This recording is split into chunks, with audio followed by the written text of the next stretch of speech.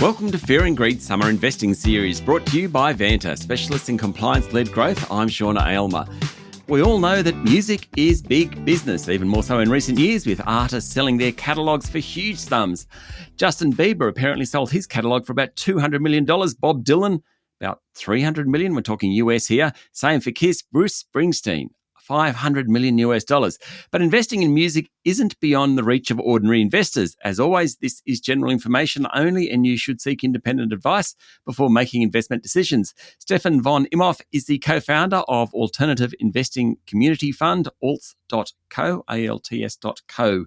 Stefan, welcome back to Fear and Greed. Great to be here. Thank you.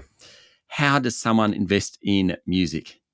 Well, music has been securitized since the late 90s. The first person to actually do it was David Bowie, believe it or not. And Bowie bonds. That's right. Bowie bonds. Yeah, that's it. And so he kind of realized, like, you can securitize these songs, the rights to the songs. And that's exactly what he did. And so he was kind of the first. But in recent years, really since the streaming era, the market has really taken off. And to understand why, it's good to just take a step back and understand kind of how music has changed. So, in the old days, an artist would release an album, and there'd be a huge spike up front, and really lots of money being made. Truly more money per album was made back in the pre-streaming era.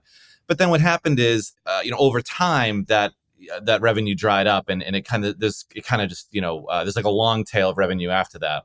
But streaming's dynamics are a little bit different. They're a lot different, actually. So with streaming, you don't usually get that big spike in terms of like revenue like you used to.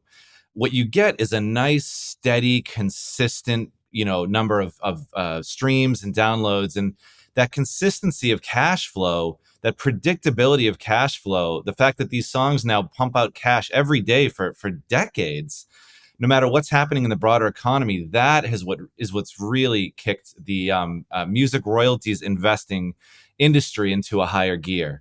And so to answer your question now, there's companies that have popped up around the world that allow you to invest in the music rights, the royalties from streaming and from other areas as well. You're not buying the whole song, you're buying, a fraction of the song that's been securitized by the songwriters and the artists. But it's a very interesting and growing industry. Okay, and this it's a retail product as well now, not just big investors? Yeah, so let's be clear. The artists you mentioned earlier, Springsteen, Bieber, Pink Floyd just sold their rights.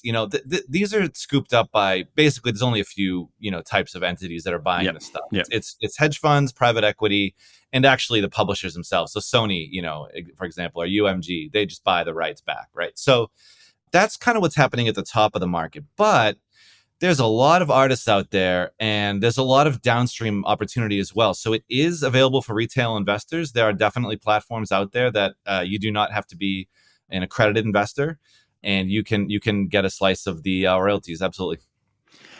My daughter sings Delta Dawn to me. For those who don't know Delta Dawn, I think it's 60s or 70s or something or other, and presumably it's been on TikTok. As a result, she knows it. She is into Billy Joel, all that sort of thing. What I find fascinating is this 16-year-old is interested in that sort of music. Is that what we're talking about in terms of the ability to make money for years and years and years?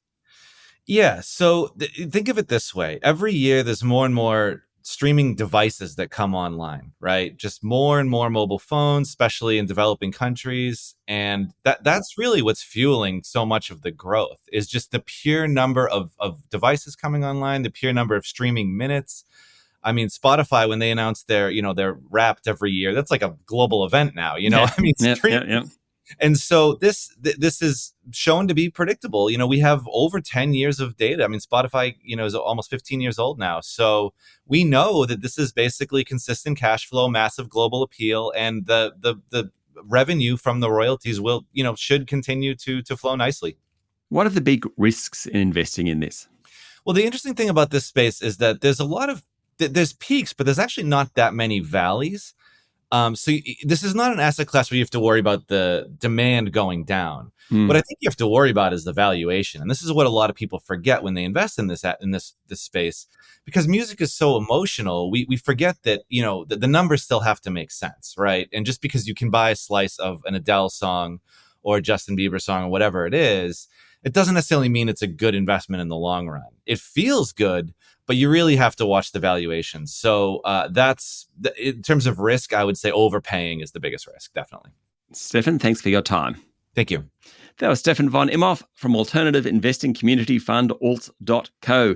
Remember to get your own independent advice before making decisions. This is Fear and Greed's Summer Investing Series, brought to you by Vanta.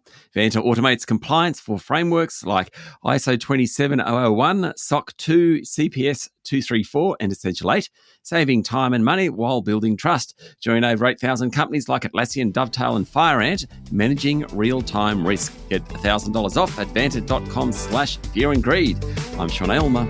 Enjoy your day.